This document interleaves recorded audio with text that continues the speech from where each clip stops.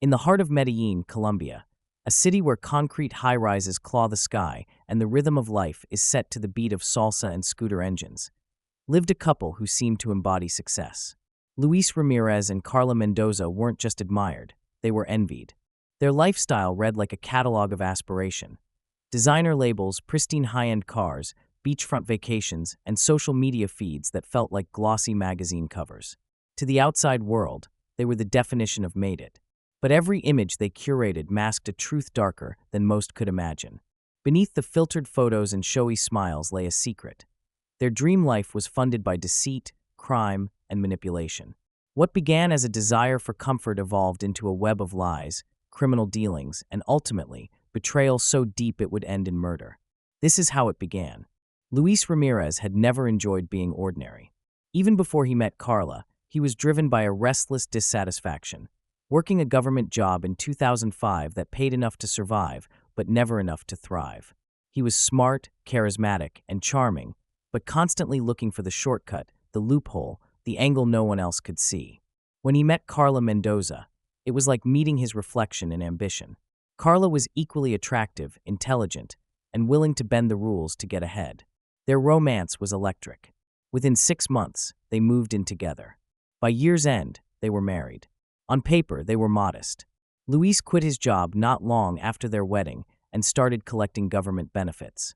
Carla, meanwhile, took up part-time work as a pharmacy assistant, putting in just enough hours to qualify for her own share of state support. Yet somehow, by the end of that first year, they were behind the wheel of a brand new Audi. Neighbors talked. Some whispered. But Luis brushed it off with a confident laugh. "We know how to live smart," he'd say, flashing that winning grin. People wanted to believe him. Maybe they really had stumbled onto some genius passive income strategy. Maybe Carla came from money. In Medellin, appearances mattered, and no one wanted to be rude enough to ask questions that might make things awkward. What no one saw was that behind closed doors, Luis had begun establishing quiet ties to one of the region's most elusive trafficking networks. He played the part of middleman, discreet, smooth-talking, the kind of guy who didn't get his hands dirty, but always knew someone who could get things done. Carla, while not directly involved at first, was his confidant, his silent partner. And over time, she grew more invested, both emotionally and financially. Their apartment became a showroom of affluence. Italian marble tiles, imported European furniture, a closet lined with Gucci, Prada, and Versace. They upgraded from the Audi to a Mercedes C63, then added a BMW X5 to the mix. Each vehicle came with its own custom tag. Friends were invited for drinks and pool parties. "We're blessed," Carla would say, clinking glasses. "We worked for this." And yet, their declared income hadn't changed. The local tax office flagged their case in 2009, but due to corruption and a backlog of cases, it was quietly shelved. Luis took it as a sign. They were untouchable. By the time 2012 arrived, the sheen of glamour surrounding Luis Ramirez and Carla Mendoza began to crack. Not in public, not yet. To their neighbors, they were still the enviable couple who never seemed to struggle. Their Instagram was a filtered paradise of endless vacations, glowing selfies in front of white sand beaches, velvet rope clubs, and designer boutiques. To the casual observer, they were the embodiment of aspiration. A beautiful woman with a flawless smile, a muscular husband with an expensive watch and an even more expensive car. Their children were always dressed impeccably. Their pets looked like they were handpicked for photo ops, and their life seemed untouched by stress, bills, or struggle. But underneath the illusion, something was wrong. The financial numbers never added up. Luis hadn't held a legitimate job since quitting his full-time position years earlier. His new title, independent personal trainer, sounded ambitious, but it was mostly a smokescreen. He spent more time in coffee shops and on his phone than with clients. Carla's part-time job at a local pharmacy, 18 hours a week, barely covered their electricity bill, let alone their lifestyle of excess. Behind the scenes, the couple was deeply involved in a growing criminal operation rooted in money laundering and human trafficking. Their modest apartment in Medellin's Sabaneta district acted as a central node.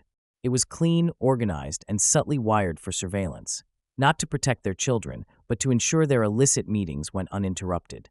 On several occasions, neighbors reported strange visitors, foreign men in blacked-out SUVs, young women who arrived with luggage and left days later, and packages passed hand to hand with too much secrecy. Luis had changed.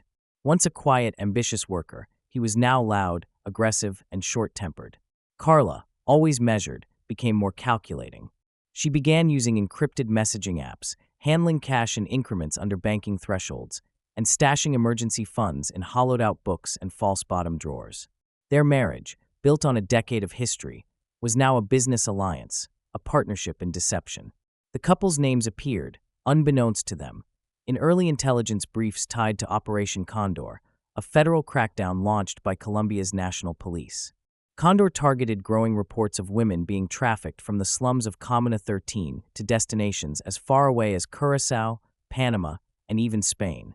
The syndicate behind it moved like smoke. No direct lines, no names on paper, no visible leaders. But patterns emerged. Wire transfers flagged from Carla's mother's bank account in Spain to Luis's name. Cash-heavy transactions between their pharmacy and Shell import companies. False passports found in a locker near their gym, each with an address linked to a cousin of Luis.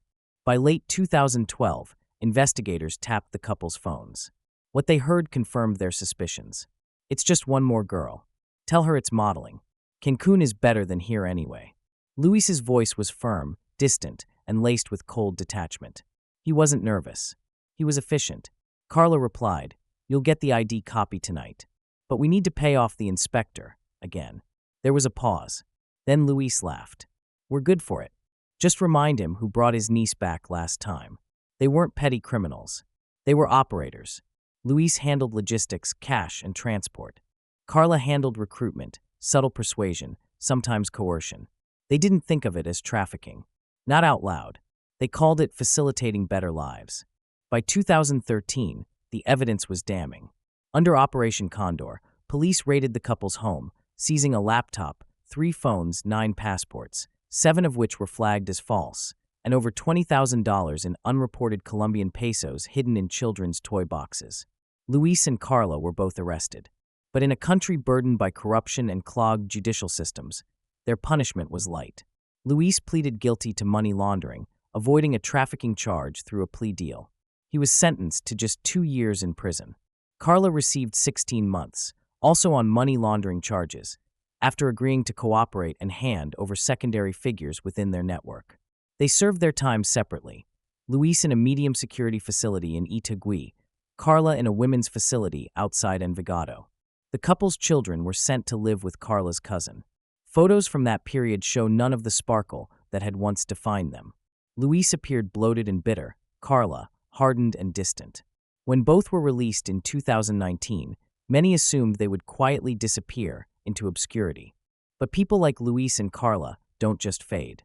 They reemerged, careful at first, humbled by prison but not changed. Luis returned to the gym. Carla picked up work at a private clinic. But something fundamental had shifted. Their partnership, built on equal parts ambition and codependence, was now fractured. Luis had grown arrogant. He believed he'd taken the fall for both of them, that she owed him. Carla, on the other hand, had hardened into something colder. She no longer saw him as a partner. She saw him as the architect of her downfall. Then she discovered the affair. The woman's name was Daniela Vargas, a mutual friend of both Luis and Carla. Daniela had been in their circle for years, often attending gatherings, birthdays, and trips. She was beautiful, charming, and unassuming. No one suspected anything, until Carla noticed texts on Luis's old phone, hidden chats, deleted photos, messages full of old nicknames and inside jokes that didn't belong to her. At first, she said nothing, but silence wasn't Carla's way. She confronted Luis, directly, loudly, and violently. Neighbors reported hearing glass shatter. One said Carla screamed for nearly 20 minutes. Another claimed she threw Luis's suitcase into the street and forced him to pack with the neighbors watching. It was more than infidelity. It was public humiliation. After years of loyalty, even after prison, he had betrayed her with someone they both knew. Luis moved out that night. The weeks that followed were filled with tension. Luis posted subtle jabs on Instagram, gym selfies with cryptic captions. Carla posted passive-aggressive quotes about loyalty and betrayal. But behind the performative bitterness, something darker began to brew. Carla didn't just feel hurt. She felt erased, replaced. She had risked everything for Luis, her freedom, her family, her dignity, and now he discarded her like old clothes. It festered. It grew, until she no longer wanted to be seen as the victim. She wanted revenge. It started small, text messages to mutual friends, planting seeds about Luis's lies. But when she discovered that Daniela had recently broken up with her own boyfriend, Javier Osorio, Carla saw an opportunity. Carla reached out to Javier under the guise of comfort. She told him she understood. That betrayal from people you love cuts deeper than any wound.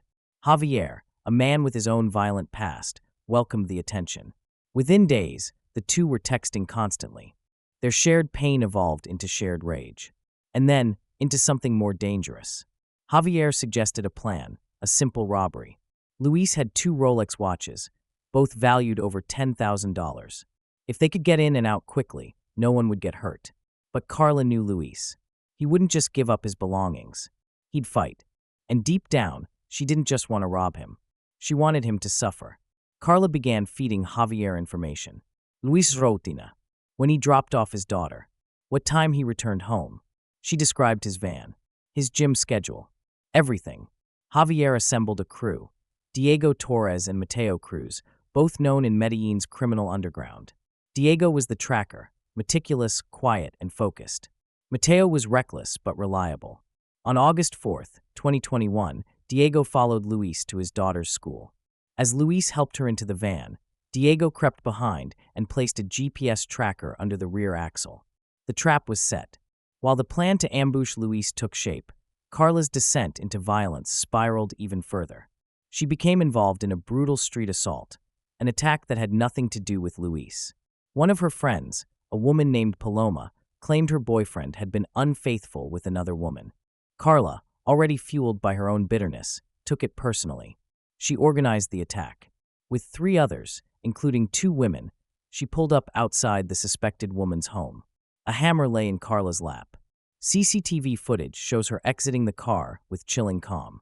For 90 seconds, they beat the woman savagely. Kicks, punches, hammer blows. It ended only when a group of locals intervened. But by then, the damage was done. The woman suffered multiple fractures and internal injuries. Police filed a report but struggled to identify the attackers, until footage from a nearby market captured Carla's car and license plate. This act of violence would later help prosecutors build their profile of her. Not a grieving wife, but a dangerous, calculating offender. By mid-August, the surveillance was complete. Javier, Diego, and Mateo had everything they needed. They chose August 16th, a humid, gray afternoon.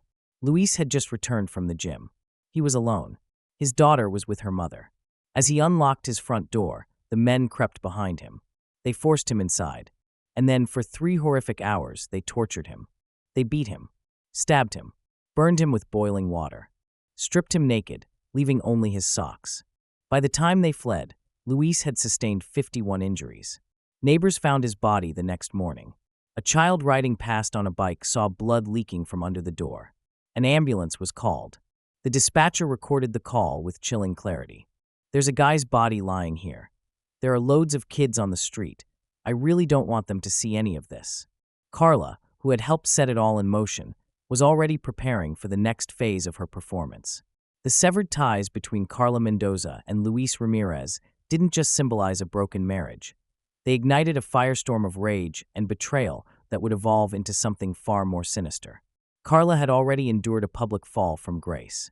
Her lavish lifestyle had crumbled under criminal charges and prison time. But what cracked her soul wasn't the collapse of wealth. It was the intimate betrayal by Luis, the man she once called her husband.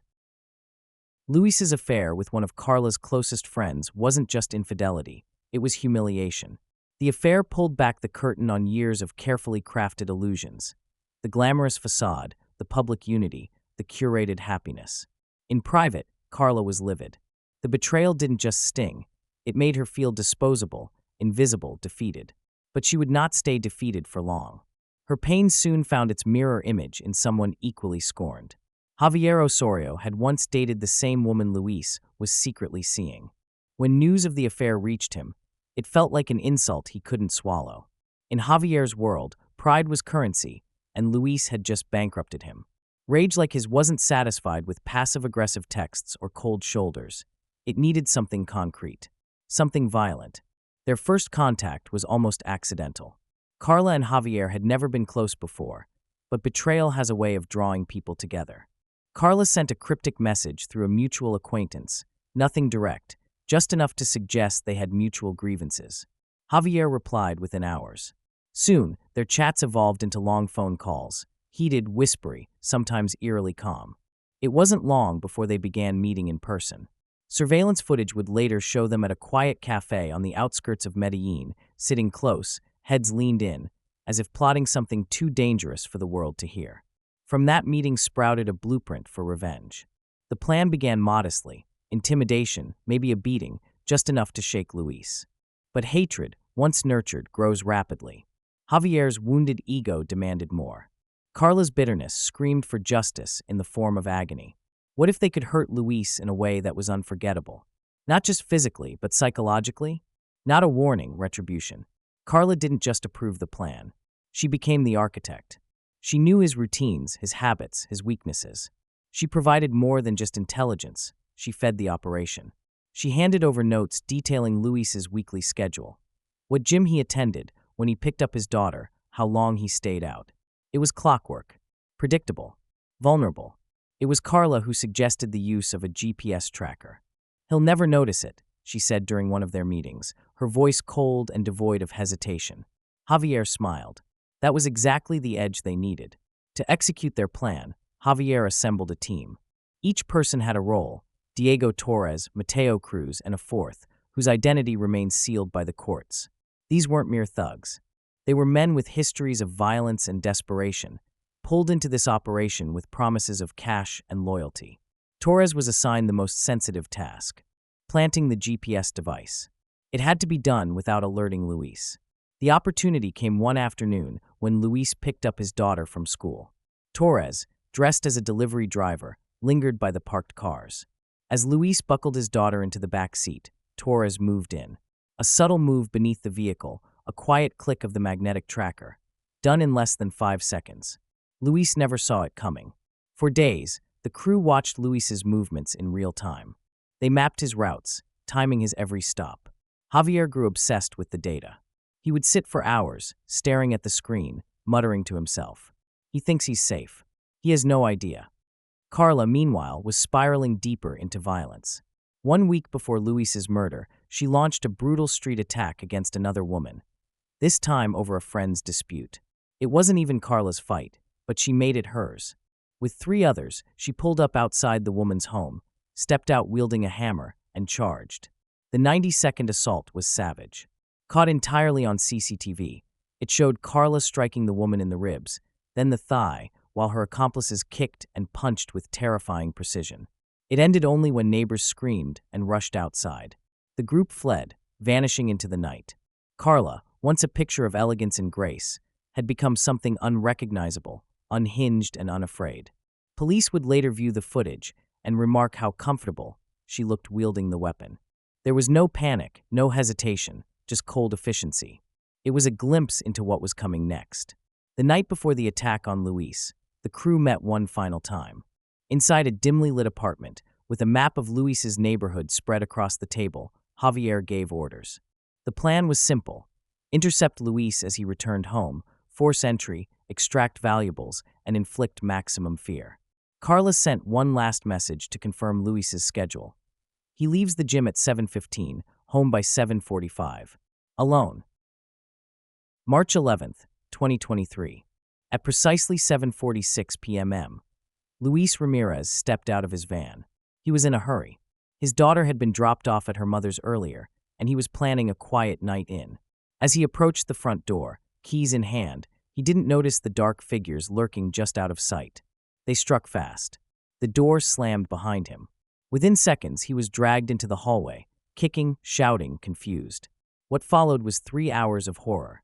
They beat him with fists and the handles of knives. They stomped on him with full body weight. They screamed accusations, taunts, curses. They demanded money, codes, valuables.